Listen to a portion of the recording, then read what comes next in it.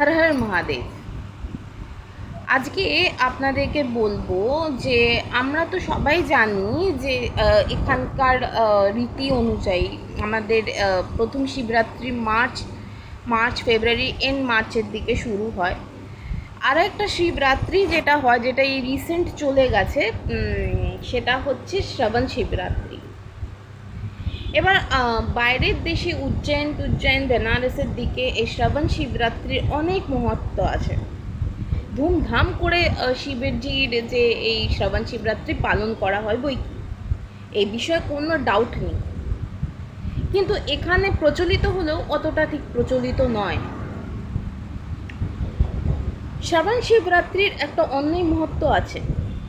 যারা অবিবাহিতা তাদের জন্য নতুন করে কিছু বলার নেই। যারা অবভিয়াসলি ভালো বর পাওয়ার জন্য বা বউ পাওয়ার জন্য তারা করে, এটি উভয় বউ বর দুজনেই শ্রাবণ শিবরাত্রিটা করে এবং এটা বলা হয় যে তারা খুব সুখী হন। এবার শ্রাবণ শিবরাত্রি কেন হয়? শ্রাবণ শিবরাত্রি দুটো কারণে হয়। একটা হচ্ছে, বলা হয় এই টাইমে নাকি পার্বতী অত্যন্ত কঠোর যজ্ঞ করে শিবজিকে পেয়েছিলেন, সেই কারণেও একটা শ্রাবণ শিবরাত্রি পালিত হয়। এই সময় পেয়েছিলেন এটা বলা আছে।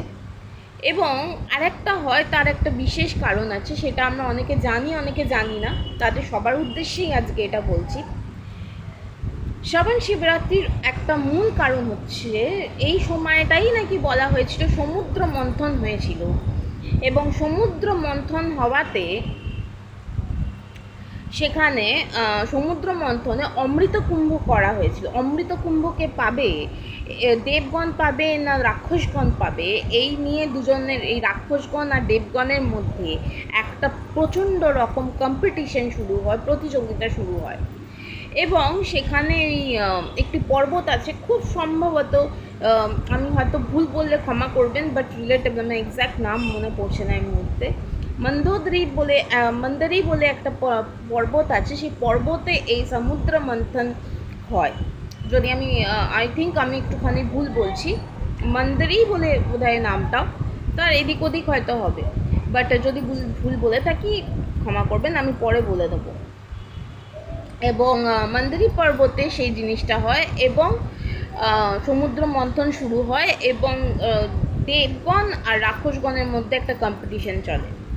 এবং দেবগণ রাক্ষসগণের মধ্যে যেই কম্পিটিশন চলে, সেটা যে পাহাড়টা শুরু হয়, সেই পাহাড়ে তিনটে প্যাঁচ লাগিয়ে দড়ি হিসেবে কাজ করে হচ্ছে আর কেউ না, ভাসুকি বলে একজন সাপ, যেটা পরবর্তীকালে আমরা বেসিক্যালি শিবজির যে গলায় তিনটে প্যাঁচওয়ালা যে বড় সাপটি দেখি, উনি আর কেউ না, উনি ভাসুকি।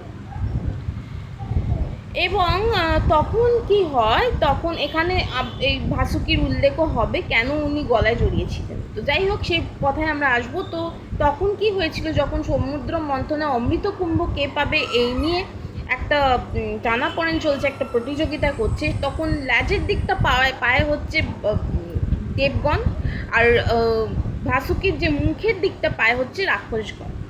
এই দুজনে একটা টানাটানি করতে করতে যখন অমৃত কুম্ভ পাকে পাবে সেই নিয়ে টানাটানি করার সময় বলা হয় যে অনেক বিষ বা অনেক গরল, ওটাকে বলা হয় হলাহল বের হয়েছিল। হলাহল মানে বিষ বের হয়েছিল, যেটা খুব হানিকারক ছিল আমাদের ব্রহ্মাণ্ডের জন্য। সেটা শিবজি জানতেন, দেবানীদেব মহাদেব জানতেন, এবং উনি সেটা ওই ব্রহ্মাণ্ডকে রক্ষা করার জন্য এবং ব্রহ্মাণ্ডর মানুষরা যাতে মানে বিপদে না পড়ে এই টানাটানির জন্য, এই সাপের এই যে বিষের জন্য, এই হলাহলটা যাতে না পড়ে, সেই জন্য উনি হলাহল বা এই বিষটা উনি খেতে আরম্ভ করে দেন, সোয়ালো করে নেন ব্যাপারটা।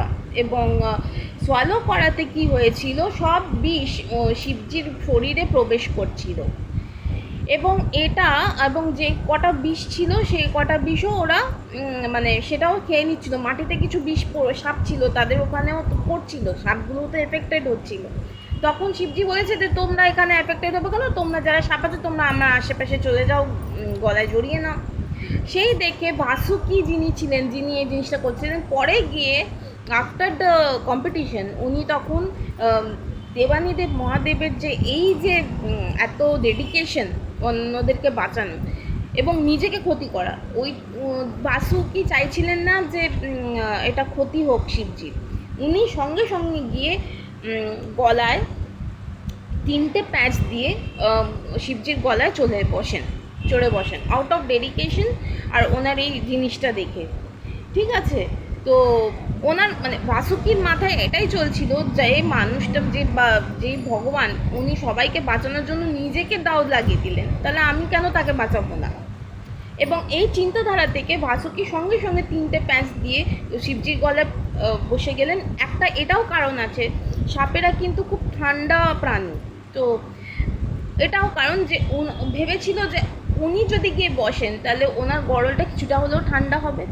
তারও আগে এটাও ঘটেছিল যে কথিত আছে যে যখন উনি শিবজি যখন বিষ পান করছিলেন, সব বিষ চলে যাচ্ছিল শরীরে, এই জিনিসটা দেখে পার্বতী থাকতে না পেরে তখন পার্বতীর মাথায় এটা হলো যে আরে এই বিষটা সব যদি শিবজি খেয়ে নেন ওনার তো সংকট হয়ে যাবে, তাই জন্য উনি সঙ্গে সঙ্গে বিষটা যাতে শরীরের দিকে আর না চড়ায়, তখন উনি সঙ্গে সঙ্গে ওনার হাত দিয়ে ওনার কণ্ঠতে গিয়ে আটকে দেন, যাতে বিষটা কণ্ঠতেই থাকে আর যেন না ছড়ায়। তারপরে ভাসুকির এই রোলটা প্লে হয় যে উনি সঙ্গে সঙ্গে গিয়ে 3টে প্যাঁচ দিয়ে চলে যান, মানে গলায় কয়েল হয়ে যান শিবজির। তো এই যে এত বড় ডেডিকেশন আর এই যে জিনিসটা, এই কারণেই কিন্তু শ্রাবণ শিবরাত্রির মাহাত্ম্য আছে। আর একটা কারণ নাগপঞ্চমীও আছে। কাজে এইগুলো নিয়েই হচ্ছে শ্রাবণ শিবরাত্রি, নাগপঞ্চমী আমরা পালন করি। অনেকে হয়তো আপনারা জানেন বা অনেকে হয়তো জানেন না। পরবর্তী রিলটায় আমি আপনাদেরকে ভাসুকির ব্যাকগ্রাউন্ড আর ভাসুকির ব্যাপারে নিশ্চয়ই জানাবো। তো সবাই শ্রাবণ শিবরাত্রি পালন করুন।